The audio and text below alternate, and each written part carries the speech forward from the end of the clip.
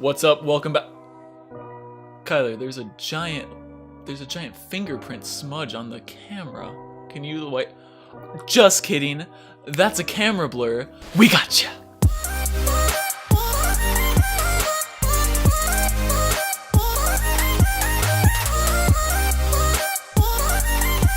So we finally migrated away from our effects, video effects, and adjust panel. Now we're in the exciting world of effects, video effects, and blurs. So to find today's effect, you're gonna go into your effects panel, video effects, go under blur, and you're gonna throw on that camera blur right under your clip. Once you have your effect on your clip, you're gonna notice a wide variety of one option in your effect control panel.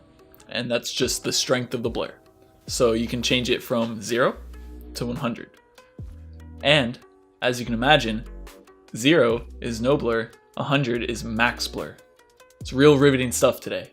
The idea behind this blur is to mimic how a camera focuses. So the stronger the blur, the farther focal range your subject is in.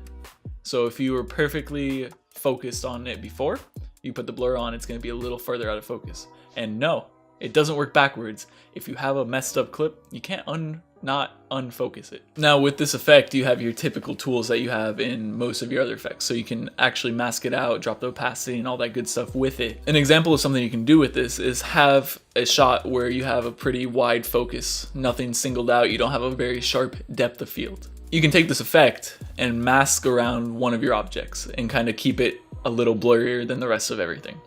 And then you can keyframe that to get less blurry over time while your secondary object gets blurrier over time to kind of get that natural camera transition of focus and fake a camera transition. Another thing you can do with this effect is create a stronger presence of bokeh in your background. So if you layer a secondary layer on this, mask it out and throw this blur effect on it, you can get that bokeh-y blur added to your background. If you don't have a lens that could grab this style that you're trying to get, or you're in a scene where you can't really expose your camera to get this bokeh, this is a good alternative for it. These are gonna be really short videos because blurs, it's just real blurred line and man, I'm just out of focus.